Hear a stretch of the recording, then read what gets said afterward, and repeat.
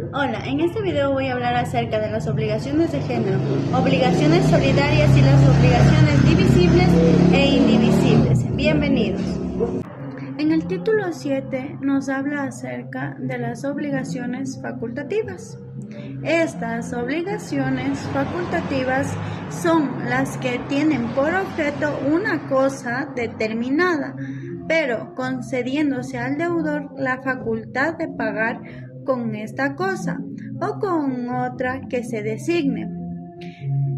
En cambio, en la obligación facultativa, el acreedor no tiene ningún derecho para pedir o exigir otra cosa que aquella a que el deudor está directamente obligado.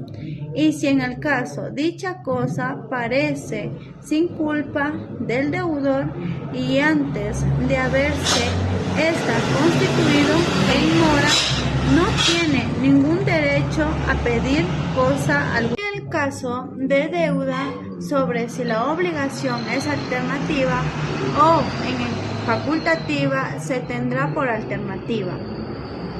En las obligaciones de género, título 8 nos habla que estas obligaciones de género son aquellas en que se debe indeterminadamente un individuo de una clase o género determinado. En la obligación de género, el acreedor no puede pedir determinadamente ningún individuo. En cambio, el deudor las enajena. Este deudor no queda libre de ella. Tiene que entregar cualquier individuo del género con tal que éste sea de calidad o lo menos mediana, sin que por éste pueda oponerse el beneficio de división. Las demandas intentadas por el acreedor contra algunos o uno de los deudores solidarios no extingue en ningún momento la obligación solidaria de ninguno de ellos, sino en la parte en que hubiere sido cumplida por el demandado. En este caso, el acreedor puede denunciar expresa o tácitamente la solidaridad respecto de uno de los deudores solidarios o respecto de todos los deudores.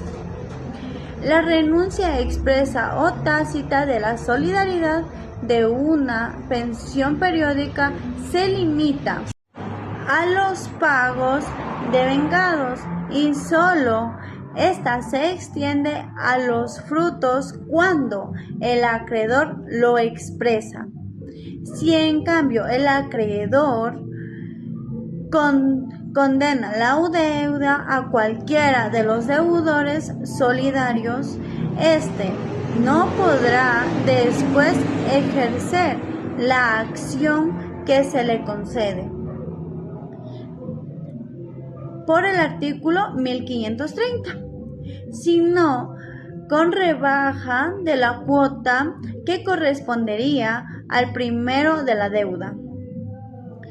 El deudor solidario que ha pagado la deuda o ha extinguido por alguno de los medios equivalentes al pago quedan subrogados en la acción del acreedor con todos sus privilegios y seguridades, pero esta limita respecto de cada uno de los deudores a la parte o cuota que tenga este codeudor en la deuda. Si el negocio para el cual ha sido contraída la obligación solidaria consemia solamente algunos o alguno de los deudores solidarios, quedarán estos responsables entre sí, según las partes u cuotas que les correspondan en la deuda, y los otros codeudores serán considerados como fiadores. Esto quiere decir que las obligaciones de género tienen que cumplirse sí o sí. En estas no se extingue ninguna obligación, mientras que las obligaciones solidarias en general, cuando se ha contraído por muchas personas o para con muchas las obligaciones de una cosa divisible. Cada uno de los deudores, en el primer caso, está obligado a pagar su parte o cuota de la deuda, y cada uno de los acreedores, en el segundo, solo tiene derecho para demandar su parte o cuota en el crédito. Pero en virtud de la convención, del testamento o de la ley, puede exigirse a cada uno de los deudores o por cada uno de los acreedores el total de la deuda, y entonces la obligación es solidaria o insolido. Bien, en este también la solidaridad debe ser expresamente declarada en todos los casos en que la ley no la permita o la establece. El deudor puede hacer el pago a cualquiera de los acreedores solidarios que él elija, a menos que haya sido demandado por uno de ellos, pues entonces deberá hacer el respectivo pago al demandante.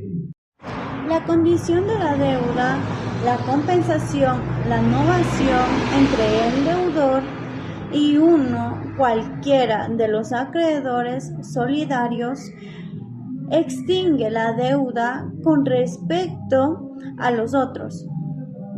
De la misma manera que el pago, con tal que uno de estos no hayan demandado ya al deudor anteriormente, el acreedor podrá dirigirse contra todos los deudores solidarios juntamente o contra cualquiera de ellos, a su arbitrio.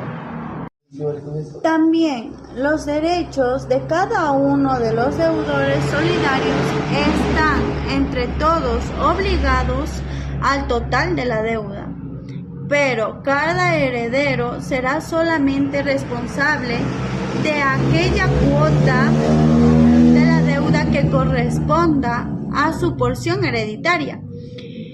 También tenemos lo que es las obligaciones divisibles e indivisibles, que se encuentran en el título 10. Las divisibles son aquellas obligaciones que se dividen y las indivisibles son aquellas que no se dividen.